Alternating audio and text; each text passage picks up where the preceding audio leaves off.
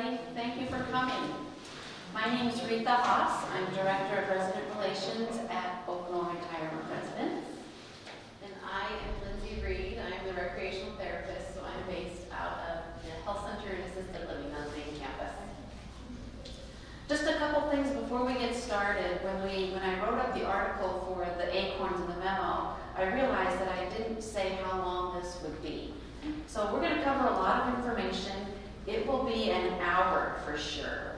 So if you need to leave, please do so. If you want to get up and stretch your legs or walk around or get some water, please do so. I apologize if it's going to mess up with your afternoon plans, but just wanted to give you that heads up before we get started. So the other thing is, as we're talking, if there's a question that you have about something specifically, please don't hesitate to ask it.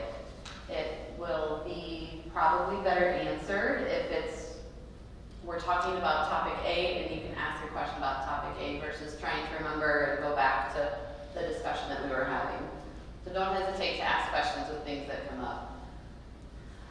Before we get started with some normal, not normal aging, I want to just talk a little bit about the goals of this session is just for you to become more dementia aware and also how to gauge or understand better different responses that you might see from people or hear from people. Did any of you attend the Dementia Friends session last week at the main campus? Okay. This is a little more in-depth, and so hopefully you'll come away with a few more details and just have better understanding dementia. Also, all of the material that we're presenting is from Retha Snow. She is a world-renowned leader and educator in brain injury, brain illness, and so she has taken this program and gone out to communities as much as possible to the point where Lindsey and I are actually certified trainers through Retha Snow. And so there's, a couple thousand people now in the country that are certified trainers, and we're just trying to get people more educated and aware of things. So, yeah. Quick question. I thought that this was the same as Dementia Friends, but can you tell me what Dementia Friends is? Dementia Friends is a movement, a national movement, that people are trying to just make people aware of how you can help people who may have dementia in the community. So for example, our goal is to go to banks and restaurants and talk to people about some things they may see and then know how to help that person out. That's Dementia Friends. So that's a movement separate from Retha Snow. The information from both Dementia Friends and this specific dementia training go hand in hand. The Dementia Friends training is not as in-depth as this one will be today. So it's more geared for seeing people in the community, as Retha said, and not maybe living with someone or having a neighbor or a family member, things like that. Thank you. Yeah, you're welcome. Okay, so I'm just going to give a few basics about dementia. We'll talk about the umbrella of dementia, which is, a lot of people affiliate dementia with Alzheimer's, which is not accurate. So Alzheimer's falls under the umbrella of dementia, but there are a number of other physical brain ailments that you might have that fall under that umbrella of dementia. So we just want people to be aware that dementia does not equal Alzheimer's. Okay? Are you able to see okay? Yes. Okay, all right. So the other thing is there are truths of dementia. Under that umbrella, there are truths that apply to every one of them. So, let's go to the next one. So, first of all, two parts of the brain are dying, at least two parts, actively. It's chronic. We don't have a cure. And it's progressive, and it will get worse. And then it's terminal. So those are four sobering realities. But we don't want to fixate on that. Yes, that's true. but we want to work with what a person still has left, what a person is still capable of, and focus on what we can do and what the person is still capable of doing. Okay? So a lot of times people will get a little nervous about, oh no, oh, go ahead. Yeah, now, is dementia the same thing as what used to be called senility? It could be. I guess it depends on what some people would define as senility. I guess everybody's definition might be different. When I was a kid, my grandfather said, or my parents said my grandfather had hardening of the arteries. So I guess I'm not sure. I don't know if that would be accurate. I would say possibly in some situations. How's that for a political answer? Our grandparents were senile. Okay. We filled the whole yard. Sure. So I'm going to take you through a scenario, and I just want you to observe. I'm going to do the scenario one way, and then we're going to take a time out, rewind, and I'll do the scenario the second way. I want you to observe for differences, and then just make note of those differences, and we'll unpack them afterwards, okay? So I'm in my living room, and I just watched my favorite TV show. I love Grey's Anatomy. It was a good episode this time. I could really use a cup of coffee. I'm going to go to the kitchen and make a cup of coffee. So I'm on my way to the kitchen, and the phone rings. Hello? Hi, honey, how are you? Good, good. Oh, I'm fine, thanks. Oh, Betty, sorry. I recognized your voice, but I just couldn't think of your name right away. How you doing, Betty? Good. You want to go to the mall? Okay, sure. 2 o'clock today? Okay, yeah, I can be there at 2. Where do you want to meet? Macy's. Oh, is that where the old Pennies used to be? Okay, sure. Yeah, I'll meet you at Macy's. Oh, they've got a new chocolate store in the mall. That sounds great. I'm going to get the caramels.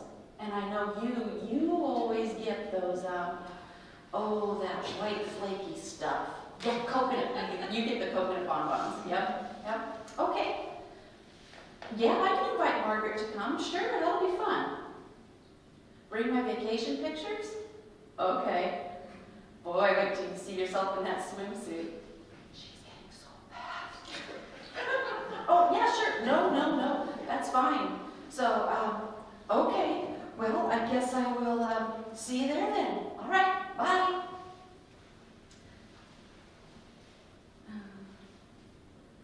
What did I come in here for?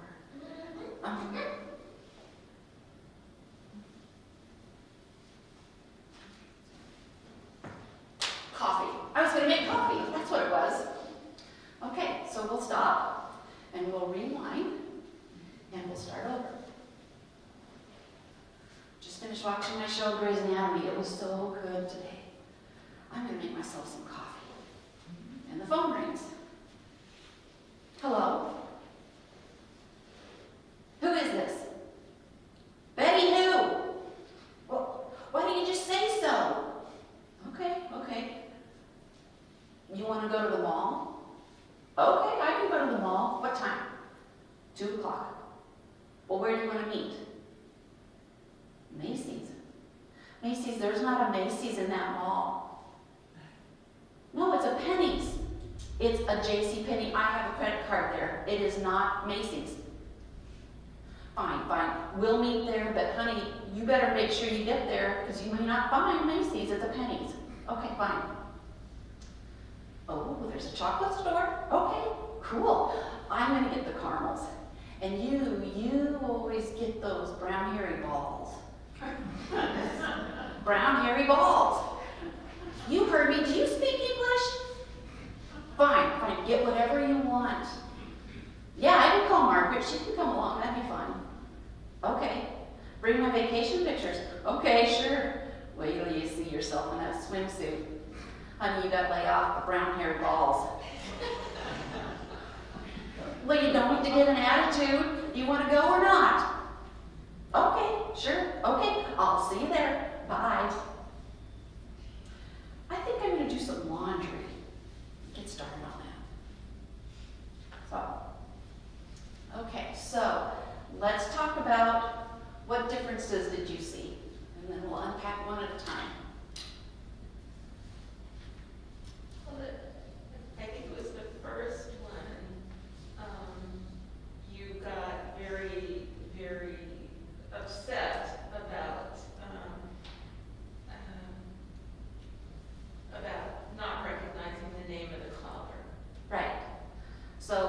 initially I kind of delayed until I could remember the sound of that voice, and my brain was going through all the lists and came up with Betty. Other time, second time, I couldn't come up with Betty. I had no idea who it was. Even Betty's last name, I still wasn't sure who I was talking to. And you were defensive and a little bit aggressive. Yeah, it's like, well, why are you calling me? Yeah, exactly. So maybe a little, defensive. That's a great word for it. How can we help someone who may not, who may have a little bit of difficulty with name recollection? It's a pretty simple resolution. Hey, Lindsey, it's Retha. How are you? Instead of expecting them to remember your name, or as a child going to a grandparent or a parent, hey, Lindsey, which one am I? You know, that's why. Why would you do that? You know, you're going to make that person feel very stupid, and it's really not necessary to play that kind of a game with the person. Okay. What else did you notice? So that was one, name recognition. I thought the second time around it was like you had anger with the person. Sure. Yep. A little So more. your mood changed from the first to Yep. the second. Maybe a little more anxious. Yeah. Yeah. Okay. Anything else that specifically you noticed the difference in? You forgot the coffee. Forgot the coffee. So let's talk about that. Typical brains can have 5 to 8 things in active working memory. So let's go through everything that she had to remember in this conversation. What was the first thing she had to do? Where they're going to meet. 2 o'clock. The kind of chocolates they were going to get. Bring the vacation pictures. Invite Margaret to come. What else was on there? There's 5 things already. Where? Yep.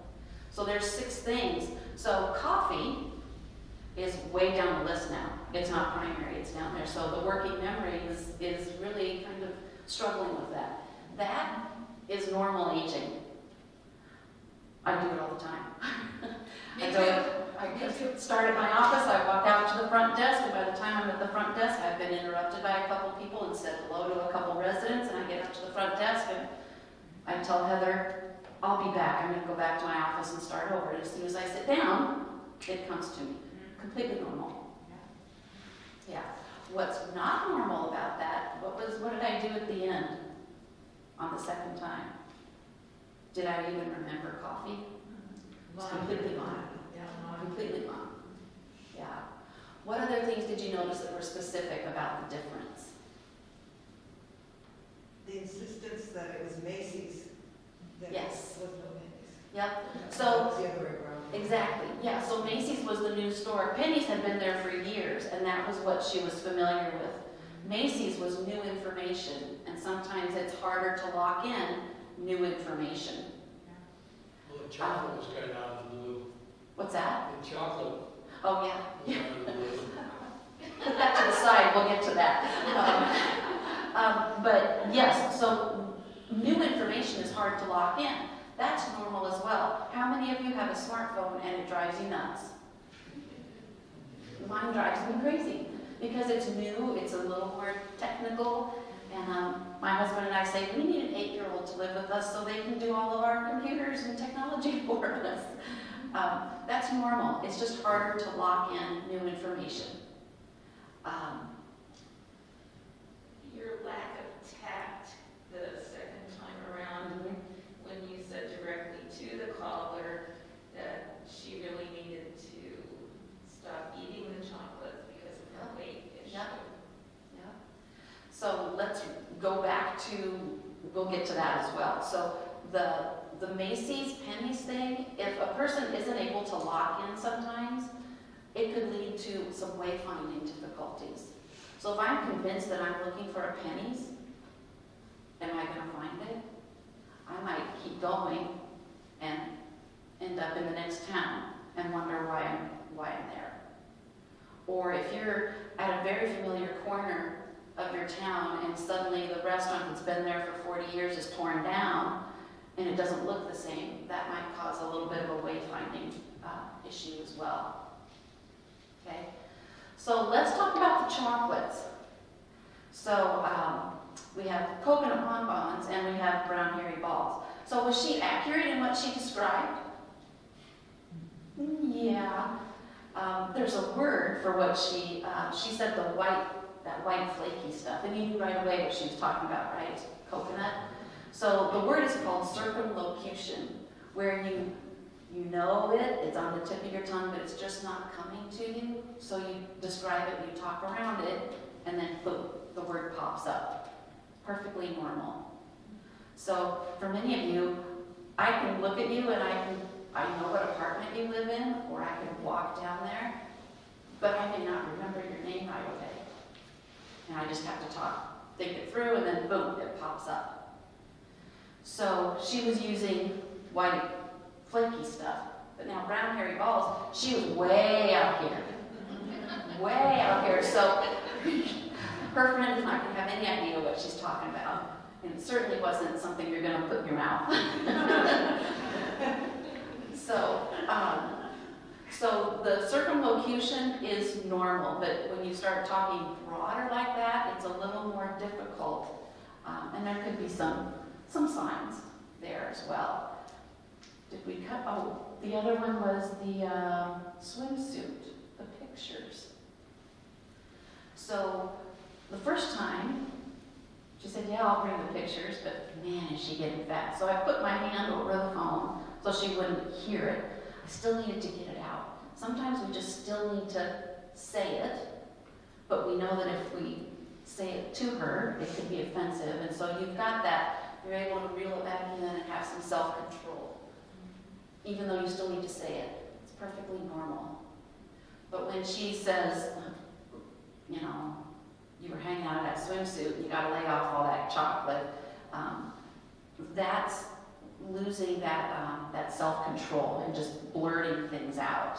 And that can be a little normal, but also it could be a sign, too, of some dementia going on. Did I miss anything? Anything else that you can think of? Impulse control, that was the word I was thinking of. Anything else? Okay. We're going to go on then. So there's normal, not normal. That hopefully that will help you a little bit. Some people get a little freaked out if they're having some memory issues. That doesn't mean that there's dementia present. So we're going to go on and talk about 3 responses to dementia. And these responses are not what I would have if my family member was diagnosed with dementia. It's what the person living with dementia, what their responses could be. Okay? So we're going to do a little interactive. Hold up both hands, all 10 fingers. Okay? So, and then just drop your left hand. Out of 10 people who are living with dementia, 50%, 5 out of 10, are not even aware that they have it. So, because many times dementia affects self-awareness first. So, if I come to Lindsey and say, Lindsey, you know, I think there's some problems going on with you, and I think you're going to need some help, and I think we need to have a discussion with the family, and are you available next week? I think we need to talk about this. What are you talking about? Well, we've been noticing some things, Lindsey, and we just think it's best that we start early in planning and things. You're crazy. I'm fine. Well, there's a bunch of us that think otherwise, so. No, I'm not. We're not doing this. Okay. I go back and report to the family.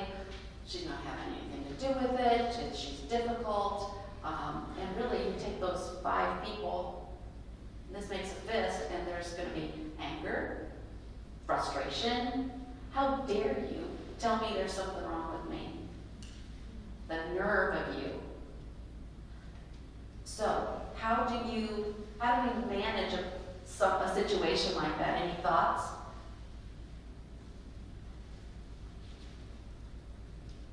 Involve other people. Yeah. So if you think about it, dementia is an illness of the brain. So if this person has some illness going on but isn't aware of it, who's got the healthy brain? We do, right? So to say to Lindsey, you've got some issues, that's kind of on me in how I approach and my attitude towards how I'm going to navigate the situation with her. To go up and say, like I did, Lindsey, you've got some issues, we need to get some help. I need to work on myself and how I'm going to be approaching her. Timing. There's a book I read called Crucial Conversations, where you approach it from, it's not about us getting you help so much as let's work together. It's really a kind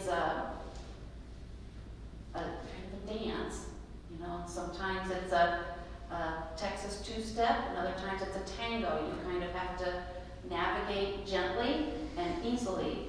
But just remember that if they're not aware of it, for you to be in their face about it, it's going to really make it worse.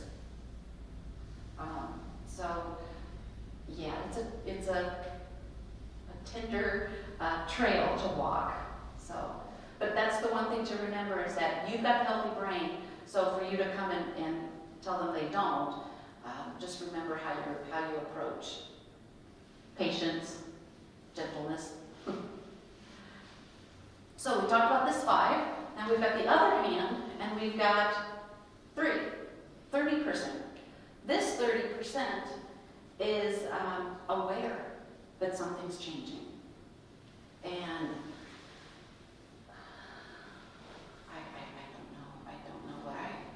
don't know why I did that. I'm nervous. I need somebody to help me. And so they become anxious, and they look for someone that they trust, someone that they've known for a long time, that they know is going to help them out a little bit. Lindsey, will you help me read the menu? It's too much for me. Would you walk with me through the museum? I'm afraid I'm going to get lost, and I know that you'll stay with me. Lindsey, will you go to the grocery store with me? I get overwhelmed, and I need some help. So that 30% is going to attach themselves to someone that they know, they trust, they can help them out. What do you think is going to happen in that situation if I'm constantly attaching myself to Lindsey? She'll pull away. She'll pull away. What else? Resentment.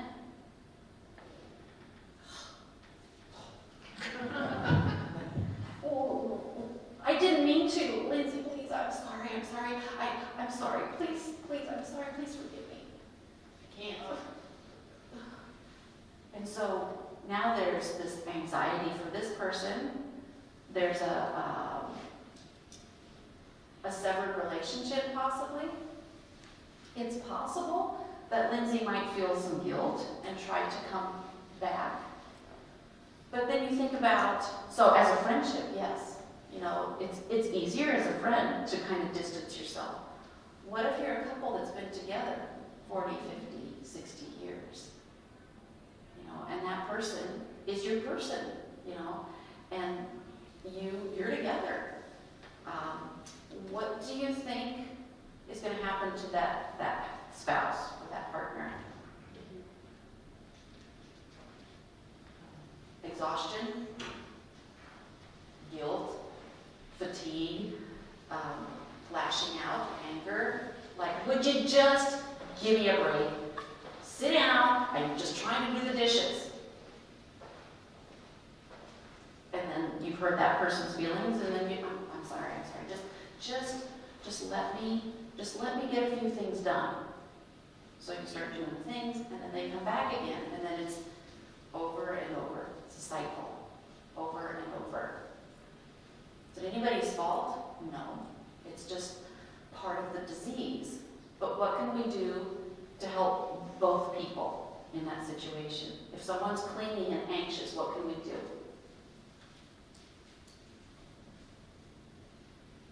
Try to Start building a team of people that can maybe come in and do a jigsaw puzzle, play some dominoes, go for a walk, so that partner can have a break and have some good mental rest. Now that means that you need to be honest about the situation and talking behind the couple's back, saying, oh, well, there's some problems there, you know, that's not helping. If you can approach gently and saying, would you like me to walk with your wife for today? Would you like me to play a couple games? How about if I just take her out to lunch, you take the afternoon? You know,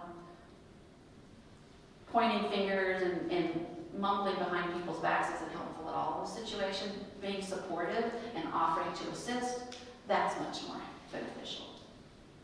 You can get a dog. You can get a dog. They're excellent therapy, aren't they? She's quite good. What's her name? Sadie. Sadie.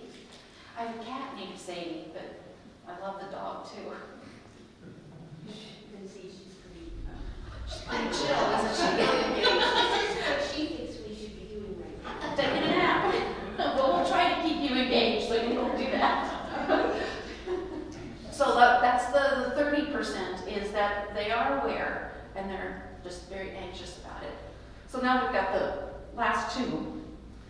They're also aware, but they're a different type of personality. They have always been in leadership roles. They have been independent, strong, tough people. They have always been in charge.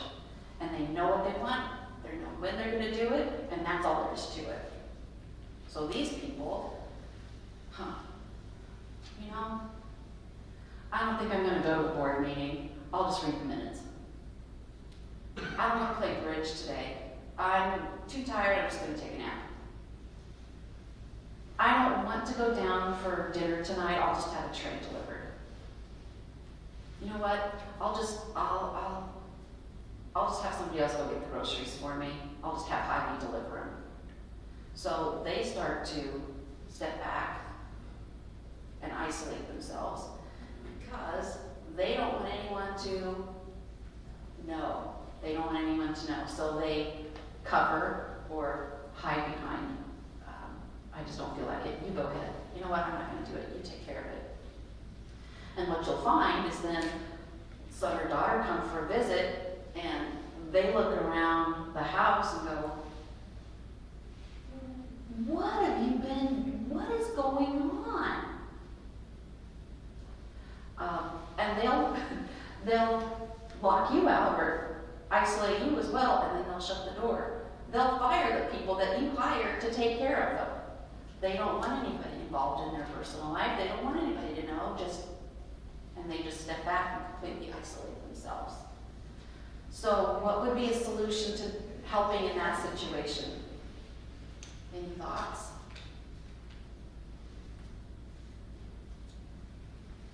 This one's a little more tough, a little more difficult. If you're a spouse, you try to get them out once a day somewhere. Very Just good. go for coffee, do this or something. Yep, And it cheers them up. good. Yeah, so just try to invite them out.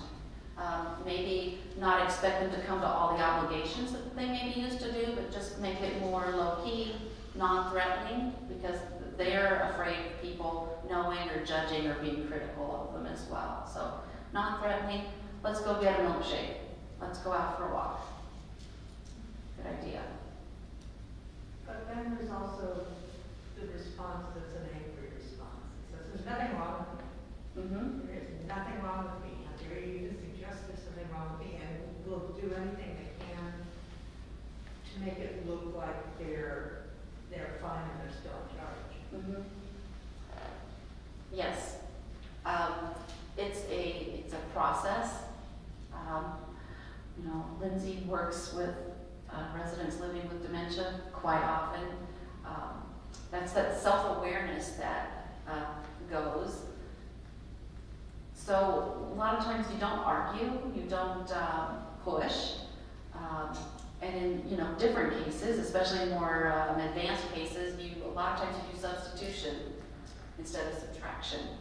So instead of trying to talk about the illness, you would just be a friend and gain trust. At the same time, trying to navigate not becoming that person that they're attached to and expecting them to help you all the time, or expecting you to help them all the time. That 50% that isn't aware, is there a progression to where they do become aware, or what happens to that 50%? Lindsey, what do you think? I defer all the hard questions to Lindsey. From my experience, no. If you're unaware, you're almost always going to be unaware. Yeah.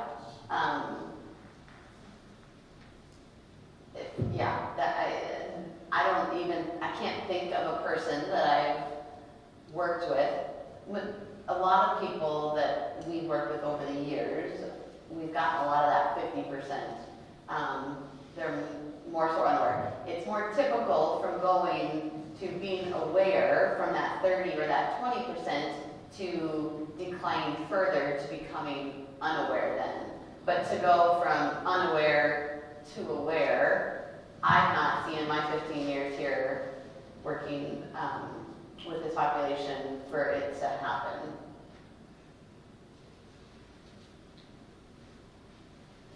Which is,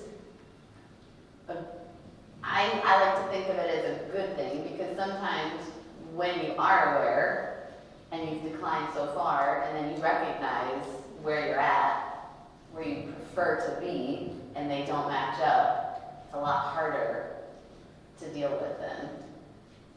There's a question. So within that 50%, do they have awareness days? That is, days when they are aware, and even though usually they would deny the awareness, do they have days that in a sense are good days for them? I think it's possible, yes, especially early on. My mother had dementia, probably Alzheimer's, and she told me, she said, some days I'm sharp and I'm on, and other days I don't know really what's happening, or things are kind of fuzzy for me. She used the word fuzzy. So, yes. Yeah, I've heard it described as like a clearness and a fogginess, you know. Some days I can answer and have this conversation and be spot on, but other days it's just foggy and it's not as clear, or my communication is not able to come out as I intended to. I would recognize that I'm not communicating like I want to or intend to, but that awareness that it's because I have dementia, that awareness is not there. But I may recognize that minute thing of I'm not having a good day, things are not making sense. I would be aware of that. But it's the reason for that I'm not aware of.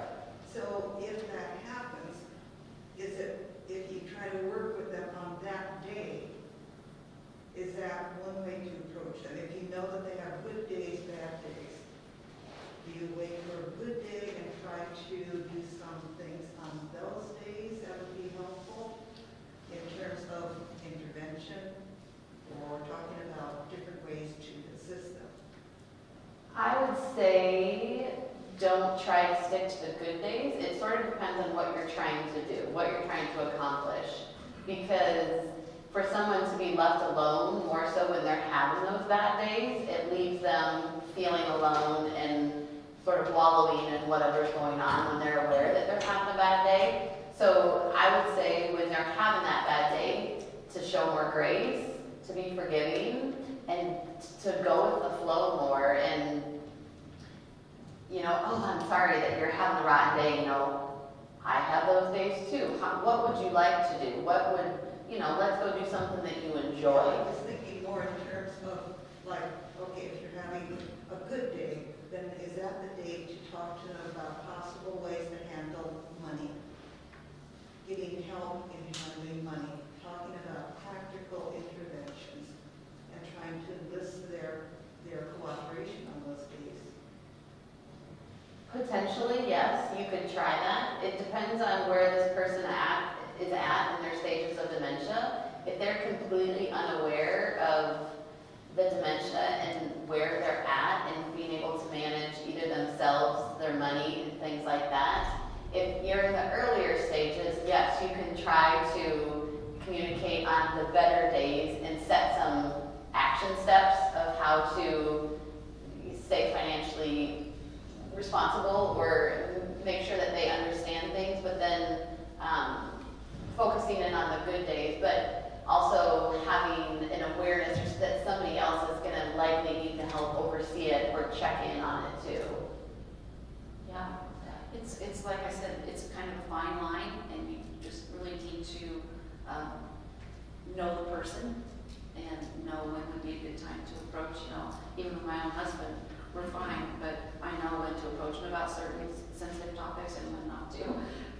So be familiar with the person that you're working with and just know them as well. The word unaware has, for me, no emotional connection. It's like a completely benign word. But a lot of times you've got resistance and denial or and fear and anger. I mean, is it a continuum or?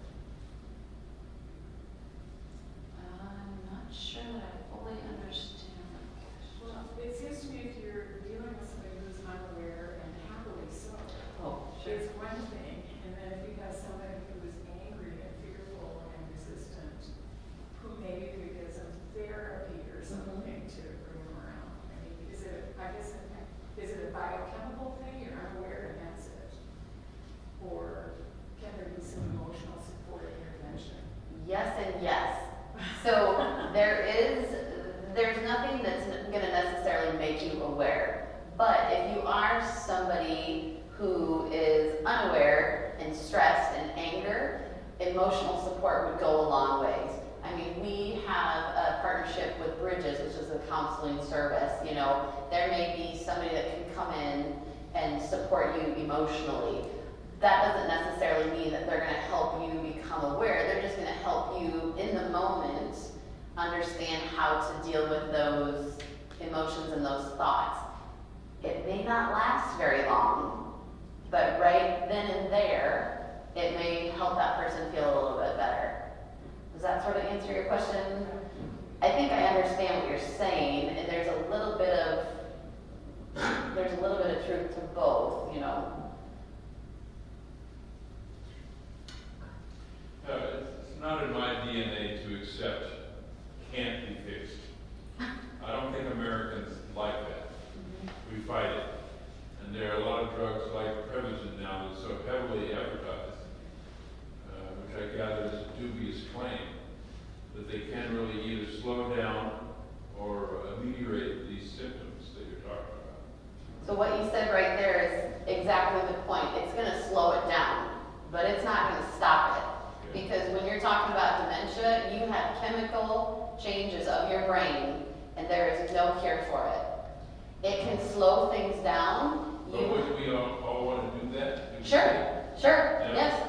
Sometimes with those drugs, that what we've seen though is when you start taking a drug, your body responds a different way, where the outcome causes more anxiety, it causes stress and anxiety and potential for falls and all of these other things, that it may not be worth it. It's such an individual case, unfortunately. It's like if dementia was A, B, and C, things would be so much easier, but it's never the case. We have Alzheimer's, vascular dementia, Lewy body dementia that all have these sort of symptoms, but if you have it and you have it and you have all the same diagnoses, every single person is going to be vastly different. So the drug that you mentioned will or may slow the progression of the disease, and if that's right for that person, by all means. I mean, pretty much everybody that I've had experience with has done that and taken some sort of medication prescribed to them to slow it. But eventually, it's going to continue to progress and get worse. You're right, though. My point is that but we're all gonna wanna fight it. Yes, sure, yeah. And that's in me where I'm sure the anger will come from. Yep, yep.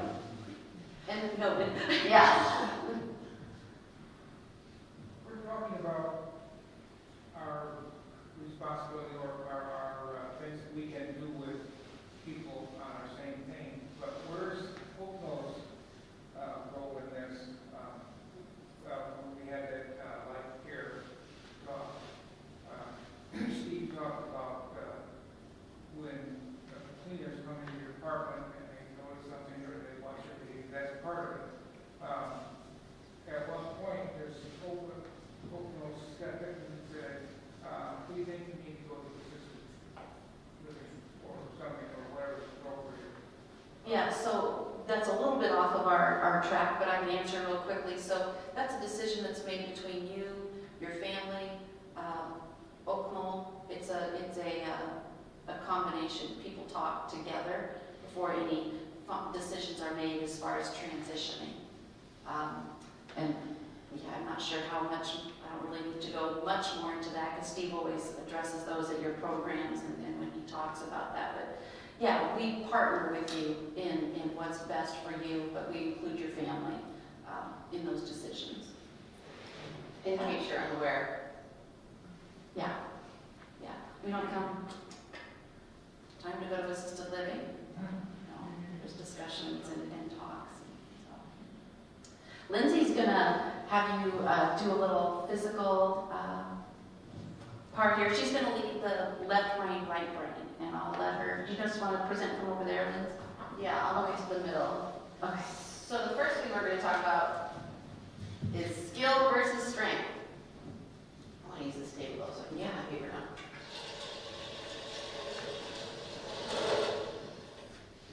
Everybody put their hand up for me. Okay, when we talk about skill versus strength, these are our skill fingers, these first three, and these two are our strength fingers. So when we talk about our strength fingers, if you think about something that requires strength, taking a hammer, pounding in a nail. Typically, you're not necessarily using these fingers. You've got a hold of it, you're using your palm, these are the strength fingers that are holding it. When you go to open a tough jar of whatever, peanut butter or tomatoes, often, if you even look at my hands, you're using your strength fingers, okay? So you have your palm, and what this does is it's a pressure sense. So a lot of times when you're holding things, it's an automatic thing that happens. You know that if I'm going to hold my water bottle, I have to find the right amount of strength or skill to hold it with. So if this were to be a glass bottle or a glass of wine, and I grab it and squeeze, I could break it. Or if I don't use enough, it's going to fall through and break. So that skill, or that strength, is very important. When we think about skill fingers, or skill, what do we use these skill fingers for? Buttoning up your shirt, zipping up your pants, writing out a check. Okay? So they're much more fine motor skills. What do you think lasts longer? Skill or strength? Strength. Unfortunately, yes. Yep. Oftentimes, it's your skill fingers, not your skill fingers, but your skills that are lost before the strength. That sucks. Yes, it does. Yeah, but is that physical? Is that, like arthritis or something like that? Because that's what's happening in mine. I know it becomes difficult to use the skill fingers. Yeah, arthritis could definitely play into it, but a lot of it has to do with also the changes of the brain. Interesting. Figure this out, Lindsey. Just hit the next arrow. Okay, we're going to do this next. So do you think this is more skill or strength? I heard somebody say strength. Strength in your legs. Oh, yeah. So both. So when your body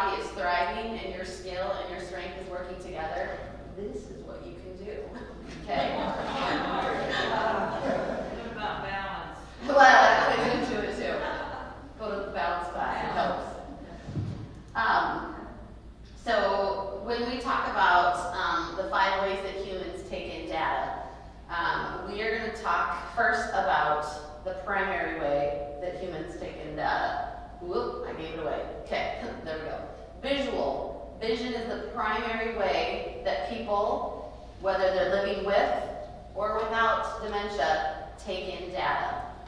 Okay, what you see, it works through your brain, and it is the best way, often, that it helps people understand what they're seeing.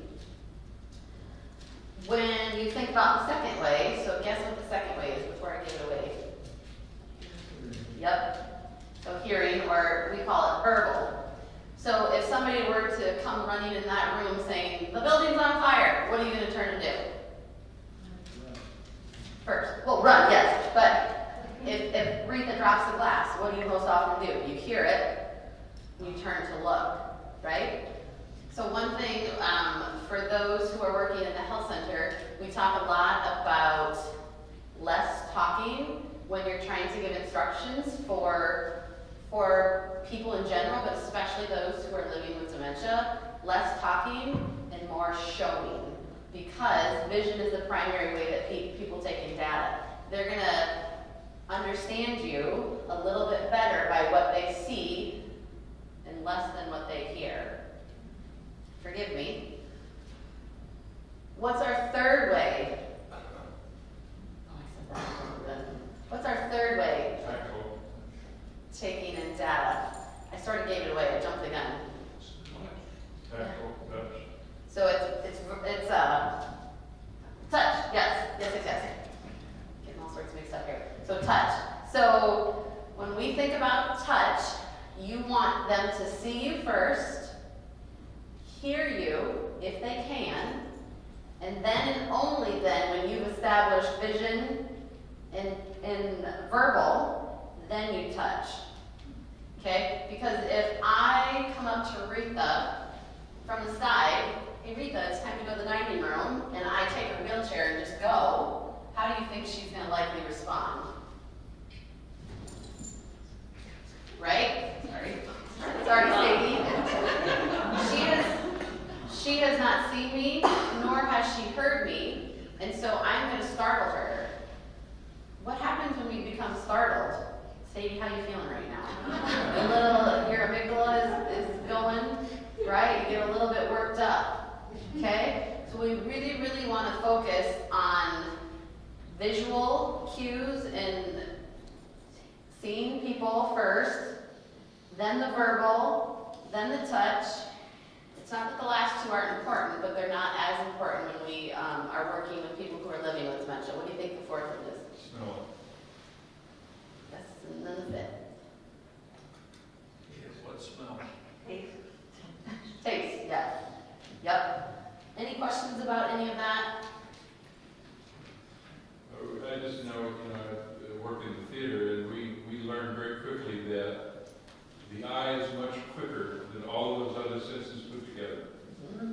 The eye is almost completely dominant in how you perceive. Yep. So a little bit of background. When Retha and I were trained on how to become trainers, they use a lot of different ways, and we have to try and figure out how you're going to best learn. How are we going to communicate things that you're going to best learn? And what I figured out through this training is that I need to visually see it.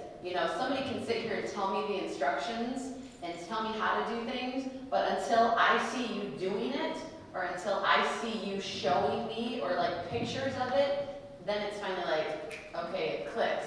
And before we had this training, it was sort of, I feel like that would have been really helpful in college for me to recognize that. It would have just helped a little bit more for me to understand, write things out, show me pictures, show me how things work, step by step. So it's really important to think about that when you're working or living next to or living with someone who's living with dementia. Vision, verbal, only when you have those first 2 do you touch, and then smell and taste. So, can everybody put their arms out like this for me? Lots of visual cues, right? Yeah? Okay, so if you are 20 years old, we've got a couple 20-somethings in the back. This is 180 degrees of awareness, okay? If you look, you're looking straight ahead. Can you see your fingers out to the side? Without like turning your head. If I move far enough forward. Yeah. So I'm a little older than 20. And it's like I can barely see them. So when you think about it and you bring them into about here, on average, 70-ish year old, this is about the visual cue of what you have. Okay? So you complicate that. You now are living with dementia. You bring that in, and then your visual cue is often right here.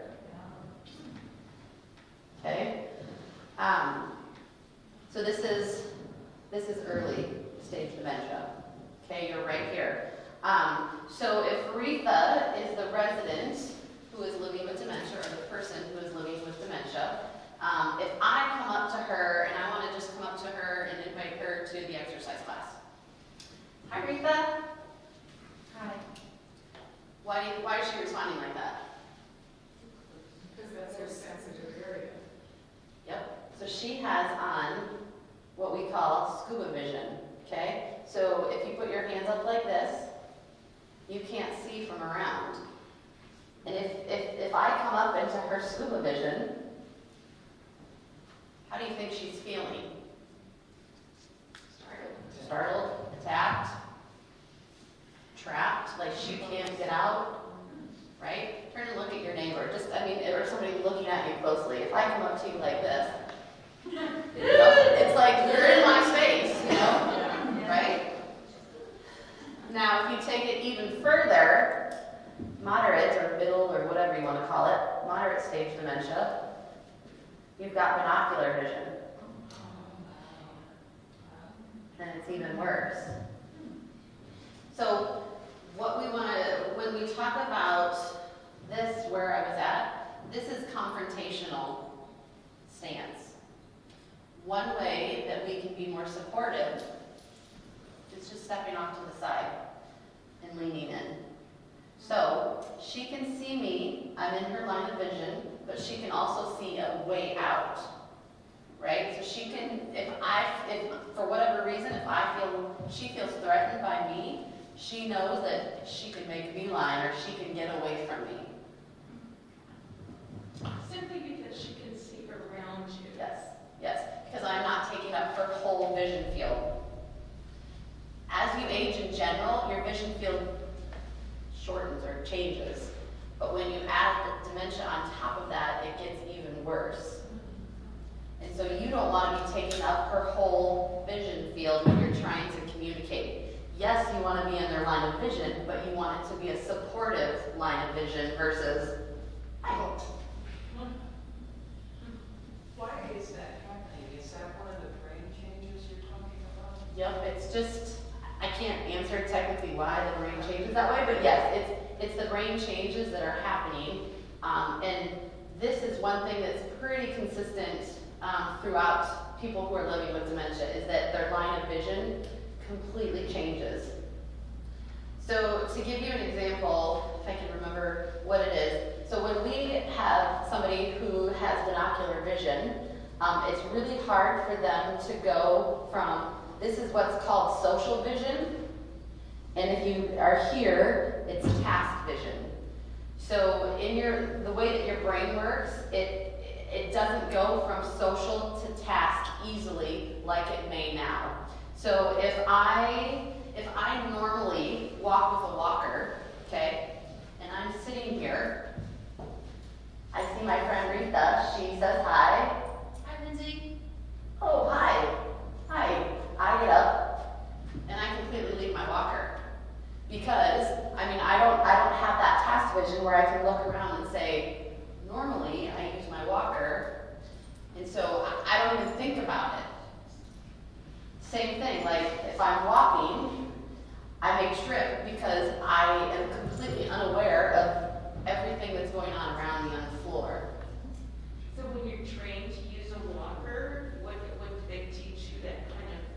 shift in vision or? I don't know that it's a training for the person living with dementia, it's training for us. So for example, another example would be if Lindsey's sitting at the lunch table having lunch and I'm zipping by and Lindsey's task vision is eating, I zip by and go, hey Lindsey, by the time she's up and processing what she saw, I'm through the door. So it's up to us to be slower, be more intentional. Hi Lindsey, how's your lunch? And then move on rather than by the time they process, we're gone. So it's up to us to just slow down. Is there education that goes along with moving over to the dark side? In the nursing area, this is, I mean, if my spouse goes there, am I going to receive some education about the best way to be with them over there? Probably, maybe some just one-on-one coaching or suggestions. This is why we offer these kind of classes, so people have a better awareness of exactly what's happening with your friends or partners. If people are willing to learn and educate, my assumption is that if you and your spouse are living with dementia in your apartment, you are likely already learning and studying because you know that your spouse has dementia. You're going to be learning and studying it and how to better respond and react and be more proactive in your apartment. So when what you referenced, you know, yes, we are happy. We work with families a lot and we've got reading materials, we can do one-on-one coaching and things like that. But there's not necessarily anything set up. It's like, okay, you're moving in today. Well, before you can come visit, you got to come and talk to us, things like that. But yeah, my guess, and it's an assumption, but I believe that if you guys are living together and you're already going to have research like, okay, why is this happening? You know, how should I respond to this? What are we doing? And we do these programs for all residents. We do them for families. We invite sometimes families to come to things. So there's lots and lots of education and resources that we can do. Should we do PPA? Or keep going? It's your call. We're going to keep going. Okay. Okay. So left versus right. Just humor me on this, okay? Okay. Can we have everybody stand up? Let's just stretch our legs. We've been sitting here for an hour now. Okay? A little wiggle, shake it out. Give yourself a little bit of space. Okay? Okay. Repeat after me. Left side. Left side. Yep. Right side. Right side. Left side. Left side. Right side. Right side. Left side. Left side. Right side. Right side. Language on the left. Language on the left. Rhythm on the right. Rhythm on the right. Come on, let's see it. Language on the left. Language on the left. Rhythm on the right. Rhythm on the right. One more time. Language on the left. Rhythm on the right. Lose on the left. Lose on the left. Retain on the right. Retain on the right. Lose on the left. Lose on the left. Retain on the right. Retain on the right. Lose on the left. Retain on the right. Sit back down. What was that for? You will see. So our brain is essentially two halves, right? So when you think about the simple language on the left, rhythm on the right, we will get into that, I think. Lose on the left, retain on the right. Okay, so when we're going to talk about some of these things, we're going to talk about what's lost on the left and what's retained on the right. So the first thing that we're going to focus on is vocabulary. So the best demonstration was what Retha gave earlier, brown hairy balls. Okay, so your vocabulary and the word finding, you do not have the same vocabulary that you've had your whole life. It diminishes quite a bit. unfortunately.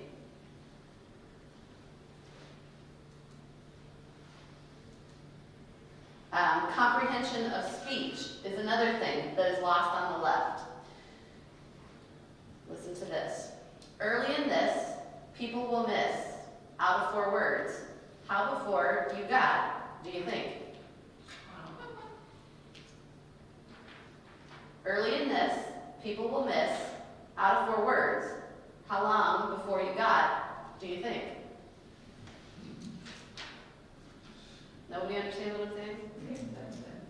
That's because oftentimes with dementia, people, 9 out of 10 people, will lose 1 out of every 4 words that we're speaking. Okay? What it's supposed to say, early in this disease, people will miss 1 out of 4 words. How long before you got lost, do you think?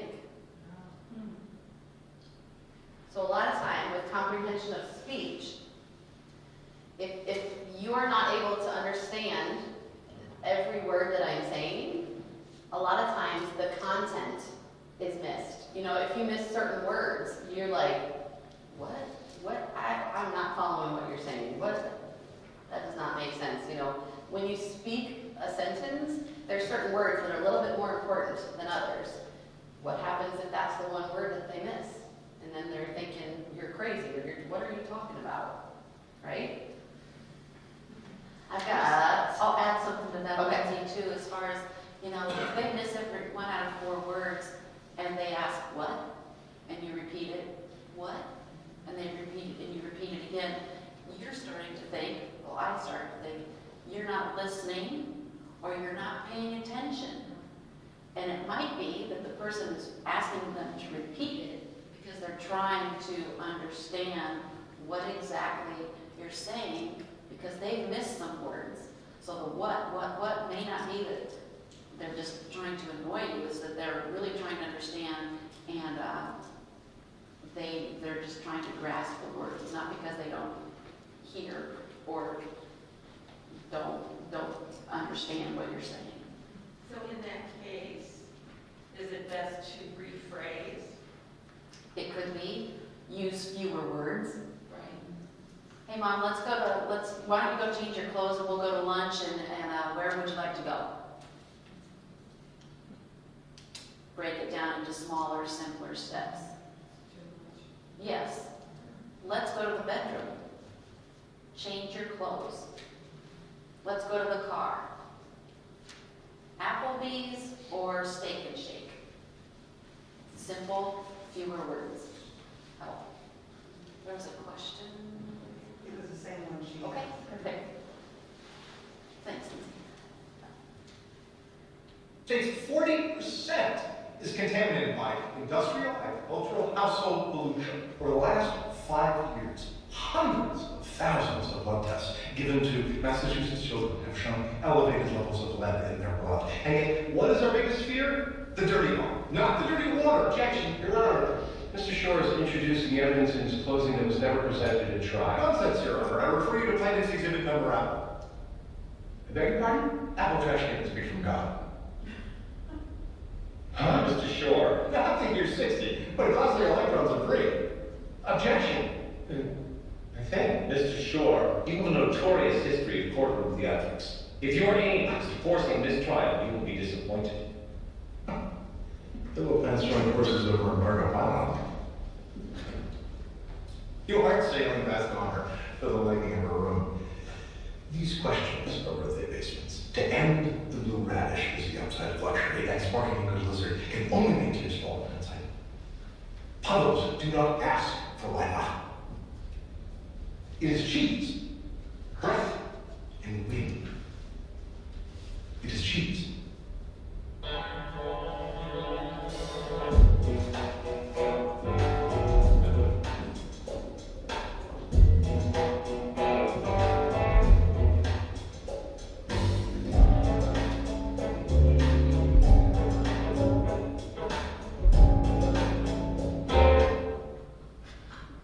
Who understood what he said? That's just a little example of what, I mean, there was a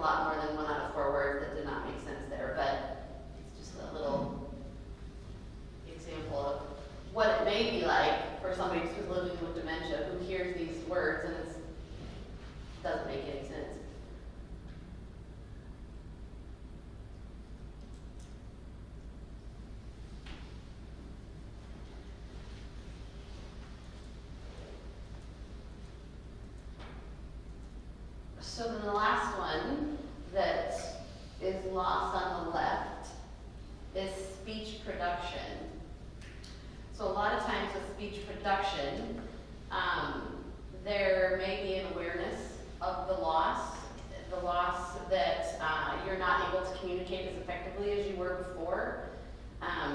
As mentioned earlier, that depth not there. So this goes back to what Retha talked about with that 30% where they may attach themselves to one person, and then they allow that person to become their spokesperson because their speech production is no longer what it used to be.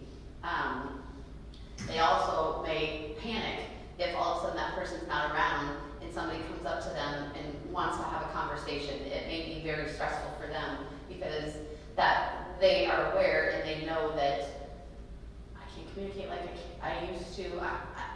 They fumble over their words and they just cannot put good sentences together.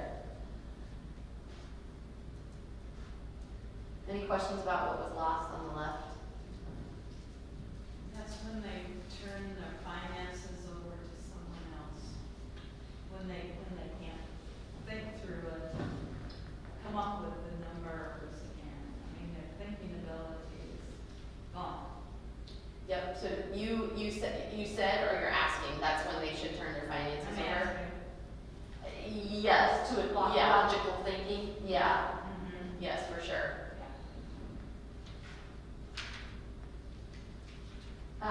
So let's talk about what's retained on the right? So automatic social chit chat. Everybody's good at this. You know, you see somebody and you have no idea what their name is, and you can go up and say, "Oh, hi, oh, how's it going? Oh, things are good. Yeah, oh, yep, keeping busy. That sounds good. Yeah, have a great day." What's that conversation like? Yes. Empty, he said. There's no depth to it. So people who are living with dementia are able, oftentimes, the majority of times, to keep that automatic social chit chat.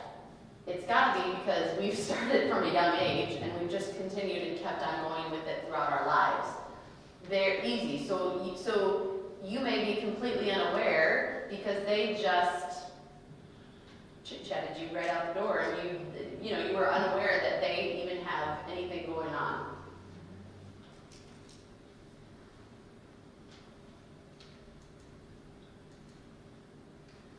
The next thing, there's 4 categories of forbidden words. Okay? So the first category for forbidden words are swear words.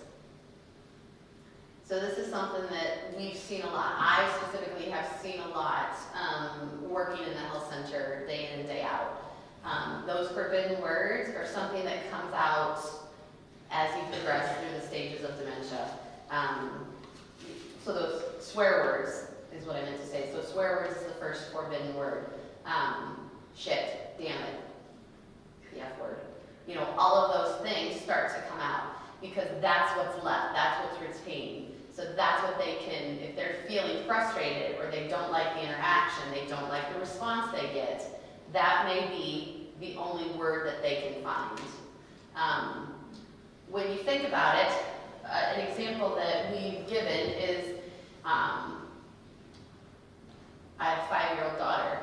Let's say we're walking through Fairway, and she says, "Mom, what's a penis?" I'm like, "Oh, geez, can we save this conversation for later?" "Well, what do you mean? Does my brother have one? What is a penis?" And I'm like, okay, Hattie, let's talk about that at home. Let's talk about it when we can talk about it. It's just the 2 of us, and not everybody around us is listening. So she takes that in her brain. She's like, okay, that's an interesting word. That's something that I need to tuck away. I need to put that in the part of my brain that's going to keep that. So whether it be that word or whether it be damn it, or something where I say, oh, I smash my finger and I say, damn it, and then I'm like, ooh, my response shows her from a young age that it's like, wait, that's an interesting word, and that's something that doing that. That's just how the brain is working. So those swear words are something that happens. Here, I've got a great example of.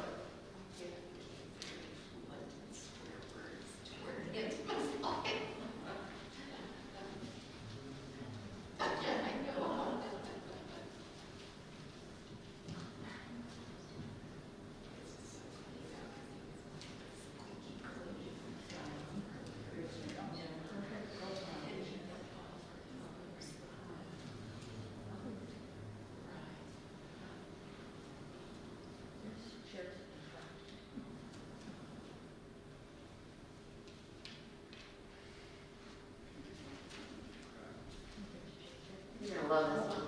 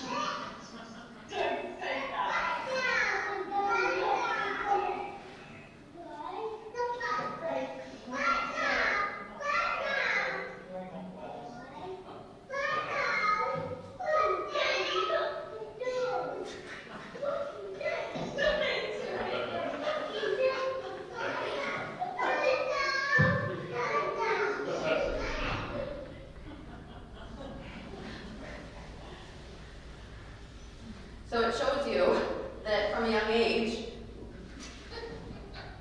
it happens. And the mom is, well, don't say that, you know, it's training the brain to know that is a word that I need to tuck away and use for a later occasion.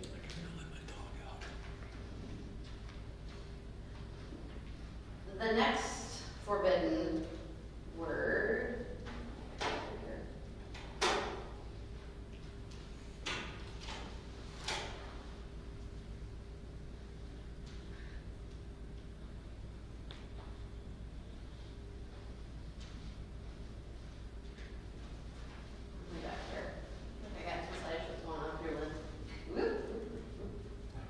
Forbidden word. Okay, sex talk.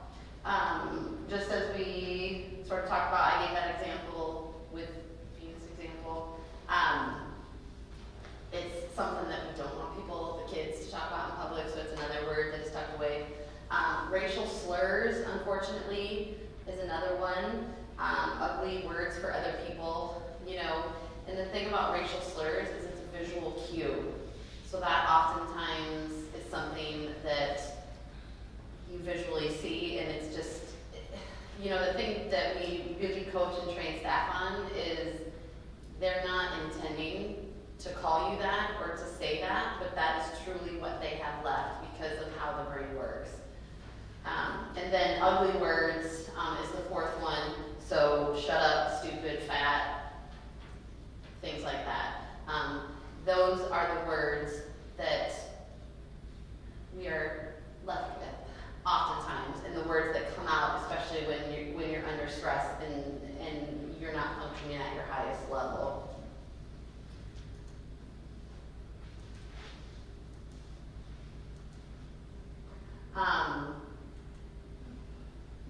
So what's we're saying on the right also, rhythm.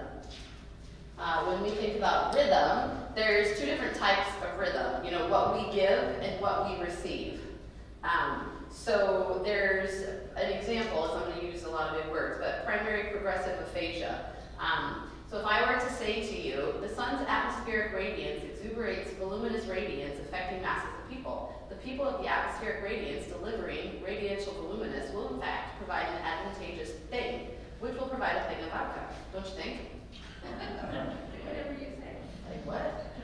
Did I have good rhythm with what I was saying? So oftentimes it's like, what? You know, you have no idea what that content is, and your brain is working really hard to try and figure out what I said. It's beautiful rhythm with very little content, and 9 out of times I have no idea what I'm saying, or what I'm saying is not making sense to you.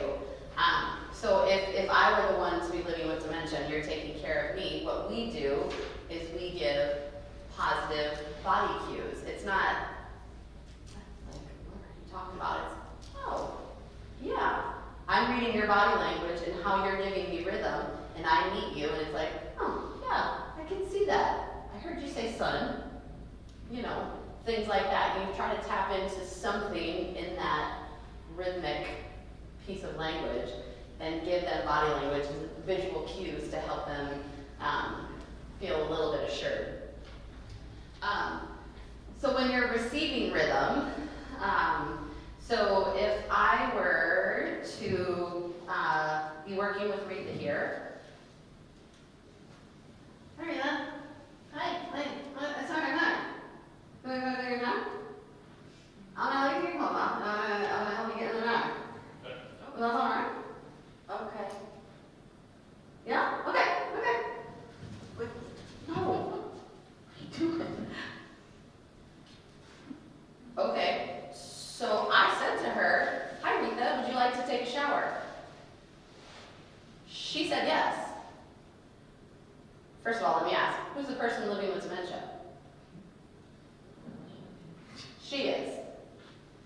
Sometimes, with the way that we hear, oftentimes people don't understand what we're saying. So this is an example that we use with, she can't understand what I'm saying. But the rhythm of my speech, she can get a feel for, but she didn't understand the content. But I said to her, Retha, do you want to take a shower? She said yes. I said, we can walk down the hall and take a shower and go get your clothes off. She looked at me and said yes. So then I tried to help her take her shirt off, and she got all upset. Why is that? There's another example. Lindsey. So Lindsey's the person living with dementia. Lindsey, you're not having any pain today, are you? You're doing just fine, right? That's why people living with dementia don't always get the pain relief that they should, because we're prompting them with their responses. Then when a person living with dementia is acting out, it might often be because they're painful and they're not getting the pain medication that they need because we prompted them that you don't have any, do you? So just something to keep in mind. Sorry. Oh, that's okay. So when you're thinking about rhythm can be a good thing, but it also can be a challenge when we're working with people who are living with dementia. If I were to use rhythm to help somebody stand up, that might be a good thing. So if Retha is sitting here in a chair, if I say 1, 2, 3, that's a rhythmic cue. She might be able to stand up, right? If I go, thank you. Why didn't you repeat me though? I didn't repeat you. Right. Why not? Because that's not Not how it goes. right. Right. You finished the rhythm. Exactly. She completed the rhythm. Yes, exactly. So, the other thing, the true blessing of dementia is that poetry, music, and prayer are what's retained on the right. So if I were to be in our dementia unit and I all of a sudden start saying, Our Father who art in heaven, I can almost guarantee you, if they can hear me, 9 out of 10 of those residents are going to start going along and following along. Or if I stand up and I say, I pledge allegiance to the flag, chances are they are going to be able to say that. Thankfully, even when people cannot speak well, they can sing. You turn on their favorite song, and all of a sudden they can sing. You start to repeat and say prayers with them that they've said since they were a little girl, and they will not make any sense, and they are saying that prayer, and they know exactly, and are focused in, and they're spot on. So that is one, or really the truest blessing of dementia, is that music, poetry, and prayer is something that's retained on the right.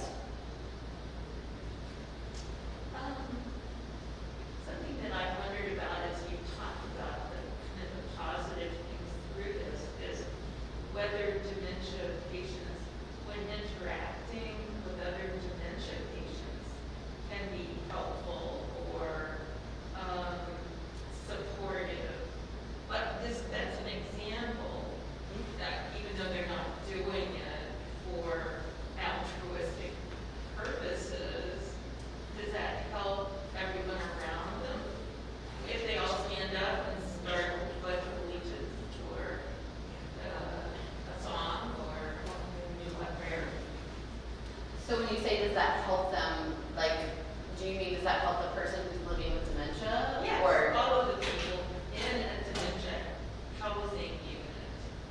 Say I'm living with dementia, as are all of my friends here. And if I stand up and start the Pledge of Allegiance and they join me, is that a happy moment for everybody? I don't know for sure, but if they stand up and say it and they feel pride to live in America, and I think it could be a positive moment. You know, it's hard for us to determine exactly how they're feeling, but if the emotions on their face change, if there's a positive response, I do believe that it can help them. Just like with does it happen? Sure, yep. The perfect example, let me give you an example of what we do in the health center. We have what we call a low stimulus music therapy group. So Megan, our music therapist, gets a couple of the residents who are low functioning. They are very far along in their stage of dementia. They are plural. Okay, so it takes a lot to get anything out of them. They're not able to communicate. They can't feed themselves. They can't bathe themselves. They can't walk. You know, very low functioning. But we also have a gentleman who is not as progressed with dementia, but he has a love of music. So the two of them lead this group, and they facilitate some sort of response. So they try to look for small cues, opening the eyes a little bit more, tapping of the feet, moving of the hands. Every now and then you'll get them to finish the sentence of the song. You look for those small things, but there in that situation, you've got one gentleman who has dementia, who loves to sing and can give back, and he has purpose with what he's doing, and he can see that these residents are responding to this interaction, and he's providing, along with Megan, you know, this interaction that is trying to help them to be more alert. You know, we do this right before lunch so that they will, you know, be able to eat a good lunch. And so we utilize his passion and his memory, which is retained, or his music, which is retained, and we use him to support this type of group. Very interesting. Yeah. But do you think there's comprehension in the Pledge of Allegiance? Do you think they know what they're saying? Or is it just a rote memory response? Great question. I don't know. It could be a little bit. If there's not necessarily comprehension, what I would hope for is that if they are saying that, it's likely just an automatic response. But maybe that I'm saying it is going to take them back to when they were in second grade and they used to have to stand up every morning and say it in school. Okay, I love second grade, and maybe that's going to invoke a positive feeling, which then in turn is going to help me feeling more positive in my current. So it can have a positive response even if they don't know what they're saying. Sure. Yeah. Yeah. So one thing it's important to remember with when we talk about what's retained on the right and lost on the left, when you fire up that right side of the brain, sometimes it can help trigger some of the left side. So using that right side fires up the left a little bit. It's not going to fix it or change it, but it might help maybe clear things up a little bit for an instance or a situation or an hour. You know, fire it up, get it going, and then maybe see what happens with getting that left side fired up a little bit too. The main reason we talk about left brain versus right brain is we want to focus on what people have retained. We don't want to focus on what they've lost, because if I focus on what you've lost, how is that going to make you feel? Terrible. So we need to adjust, as Retha said earlier, we are the ones with healthy brains, and so we need to adjust and figure out as things are progressing and we're going through things, we have to adjust and we have to tap in to what is left and what is retained and use these resources, you know, not get upset that they called me fat, or not get upset that they're, oh damn it, I don't want to do that. That's what they have left. They're doing the best that they can with what they have left. And so, you know, oh shoot, I'm sorry, that's not what you intended. Okay, let's figure out what you meant. You know, we're using and tapping into what's retained versus what's lost.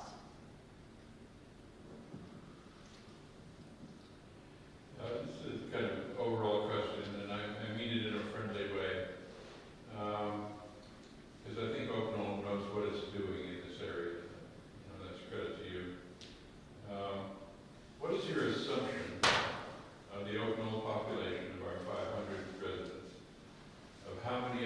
have dementia? It's a loaded question. That's right. Well, I'm gonna answer this because I work in the health center mainly, so I have no idea. I will say this, in all seriousness, there is definitely people at all three levels of care, independent, assisted living, and the health center, the licensed area, that are living with dementia. But what specific number that we have, I don't know that we've ever tallied that or want to tally that. But there are. I mean, I'm not over here at East very often, but there could be people who are living here who have some stage of dementia. There's definitely, I know definitely at main campus there are independent living people who have some stage of dementia. And it just is what it is. You know, we then learn and support them with the things that they need help with, I guess. And that's kind of what I'm getting at. You know, what is your approach to us? How are you trained to treat us? Yeah, we require all staff, regardless of what your role is, 8 hours of dementia training per year, at least. So this training we do with our staff as well, and a variety of different angles of dementia training. So everyone has it at every level. So even like the food service people? Yes. Yeah. Yeah. Everyone has training. So one thing, and I'll shut up in a minute. One thing I'm very aware of is in places like this, like Oklahoma, there's an enormous amount of condescension towards older people. I don't sense that so much at Oklahoma, although I do see it every day from the staff and from some of us towards each other. And that's a tough one. You know, I've seen other nursing homes that I'm familiar with through my parents that were dreadful in that regard. Treat them nice old people. You know, you sit there and eat your jello, you know, and I just resent that enormously. Well, I appreciate your comment because that's good reminders for us to not take that tone of condescension. That's not our intention. So, but it's good to have that reminder that we not do that. So something that we also try to train our staff on is called elder speak. And I can't give you the exact definition of it, but a lot of it goes into tone of voice, the tone that you're using with people. Unfortunately, in the health center, oftentimes, people, if Retha moves in, I all of a sudden am not calling her Retha, I'm calling her honey, sweetie, oh here sweetie, let's go this way. Yes, that is not something that we encourage or promote to staff. It is a very, very hard habit for us to break.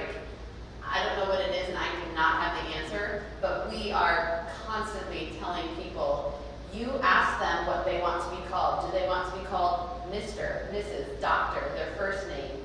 You know, if you're going to call them sweetie, you better have them saying, I want you to call me sweetie. I don't want, you know, if I'm living and being taken care of, I don't want somebody saying, here honey, let's go this way, you know, we're going to do this. That is something that we do not want. It's something that is an ongoing thing all the time that we're trying to promote more education on to get them to not do that. And I love that answer. My favorite word in that regard is infantilizing. You know, when you turn into children. And I think you guys are pretty good at that.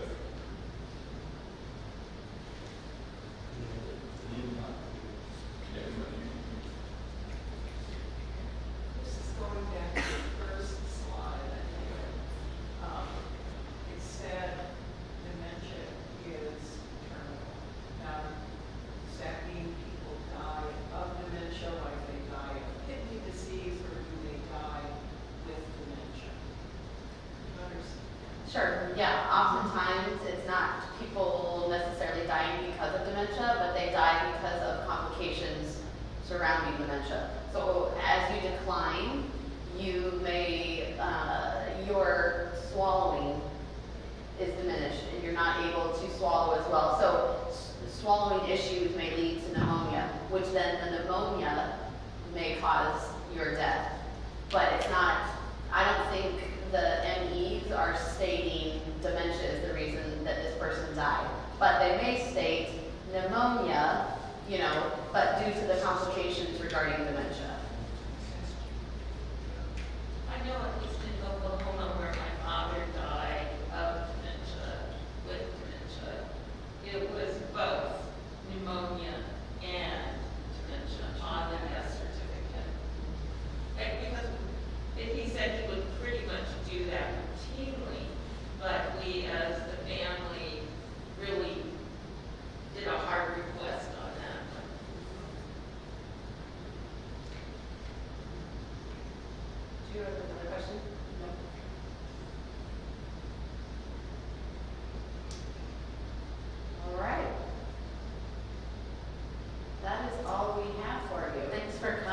for staying coming with us so and long.